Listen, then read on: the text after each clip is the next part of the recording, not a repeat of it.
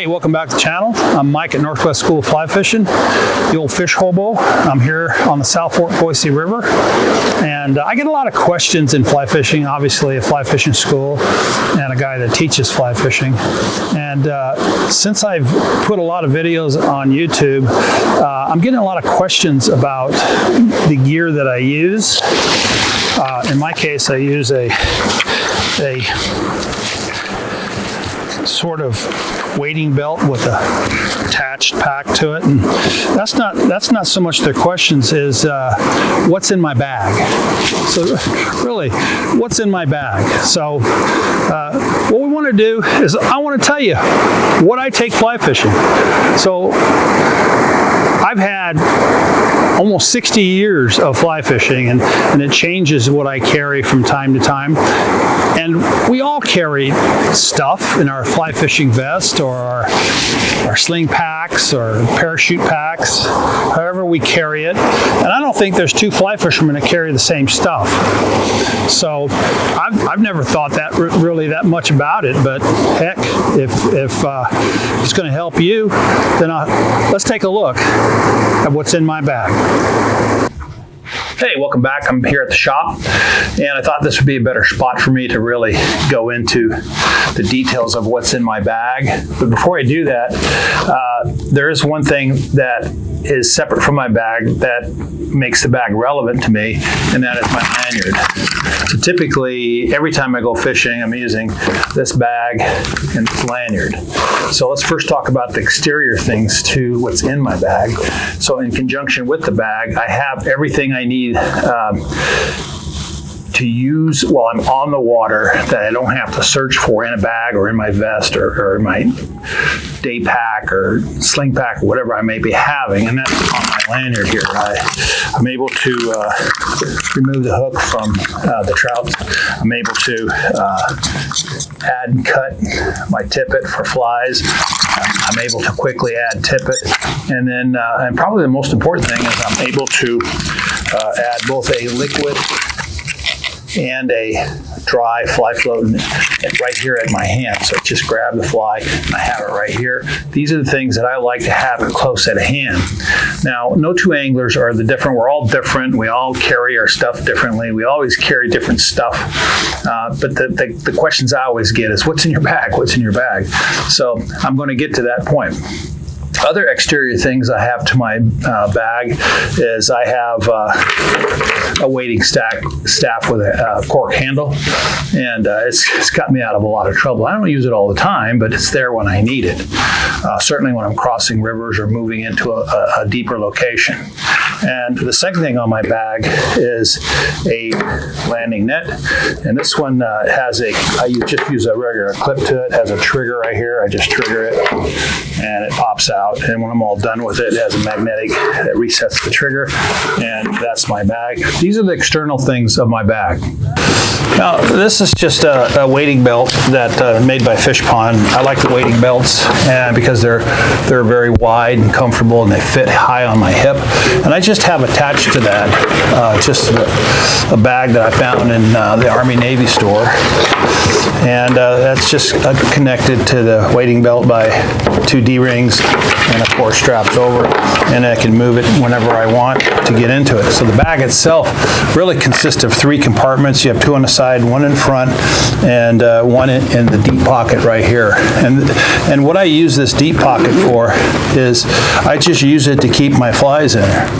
So I'm either dry fly fishing or I'm nymph fishing, and in this particular case I have all my nymphs in there. I have 5 boxes of nymphs right here, and each box has my name, my name, my phone number, and my email address on here in case I leave it. But I also have them labeled in what's in there. These are just assorted nymphs, meaning that what's in this is just a bunch of assorted nymphs that I might use on the river. And typically these are your top 5 or 6 nymphs that we use in nymph fishing. And then these other ones are just the same. I have stoneflies right here. Stoneflies. Here I have rubber legs. which is a good stonefly imitation. I use this on rivers where it's there's a lot of stoneflies there. And then I have this box right here that says caddis, and in this caddis box I have caddis larva and caddis pupa. And they're all pre-looped. And then I also have another box that's mayflies, same thing. And that's when I'm nymphing. However, when I'm dry fly fishing, I have an external bag that I go to, and it has all my dry flies in there. I can just take all these dry flies out, and they're also labeled by what type of flies in there, and they'll go in the bag. And now I'm locked and loaded. So I use my bag to carry flies, basically. And so every time I need to get a fly, it's just move this around to the front, reach in, grab the dry fly, in this case midges that I want, and I'm off and going. Over here in this side area right here, I have a little slide slit right here, and this is where I keep my knife. And it has a little D-ring to it, and I carry a knife because, not because I ever need to use it for cutting anything, outside of when I get my fly caught on a tree, I'm able to take this, and has that serrated edge, and I'm able to just saw that branch right off. And instead of me trying to pull on the fly line to get my fly out, I'm right here with just go up there and go, and I got my fly back. So I do that quite often. And it just goes here in the side. I hook it on a D-ring here, and it goes in the side pouch. And there's also on the same side pouch, it has a zippered side section, and this is where I keep my net seine. I just put my net through the seine, and I'm confused. I don't know. I want to see what's on the water. I want to see what's in the water, and now I can seine the net. And these are only a few dollars at the local paint store. And then I can just crumble it up. It just crumbles into a little ball, toss it back in there, and it's out of the way. This other side pouch right here, when I'm nymphing, what I keep in this side pouch here is I keep basically lead split shot and a needle nose that I use to flatten the lead to the size of a pancake so that I don't flip them off the end of my line. Typically, when I'm drop shot nymphing, I'll just pull these out and put them in my shorts pocket or my pant pocket or my shirt pocket, and where I can just quickly do it when I need to add or remove lead. And in this front pocket, it's just a conglomerate of other things. In this case, I have some spare. I'm streamer fishing, so I have some 2X tippet. I've got, this is made by Cortland. It's a goo that I put on my fly line and leader to make sure the fly line and leader float. I keep a thermometer so I can know what the temperature of the river is, and I keep a log on that. Also keep a little shrimp net, so it's almost impossible to reach in a river and pull out a fly or grab a fly with your hat. With this net, it's just simple. It's a little tiny shrimp net, but it extends into like a pointer fly, and I can just reach out in the river and I can just grab the fly right off and then I can look at it very closely against the white mesh. I can see what type of fly these fish are eating. I can see the size of the fly. I can see the color of the fly, and it makes it much more easier for me to go in and pick a fly that matches that, i.e. matching the hatch. These are invaluable. You can get them on Amazon under shrimp net for, you know, $10. And then here I have in this little box right here, this little container, I have threaders so that when I'm dealing with really tiny eyed flies like size 24, 20, small 20 size flies, I'm able to quickly thread that tippet through the leader.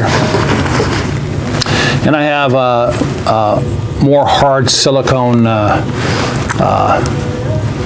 fly floating that I put on my finger and rub into the fly or put on my fly line. And And that leaves these pouches up here. I keep a pair of scissors. I always use scissors. Scissors are a pretty important tool for me on the river. I can trim a fly. I can do anything I want with the scissors when I need them. It's always good to have. I also keep a little utility knife here. This is a Gerber. And there's always a need for me to use that from time to time. Always have strike indicators. I'm not a big fan of strike indicators, but all anglers should have them, and there's a need for them. I have them. And then right here, I keep, in this little leather pouch, I keep all my hand-tied dry fly leaders and drop shot nymphing leaders and Euro leaders all in here. So if I ever need to, if I ever lose a leader, I quickly, boom, I'm done. I have the leader. And last but not least, I have my fishing licenses right there. So that's what my bag holds, and hopefully this will satisfy your curiosity.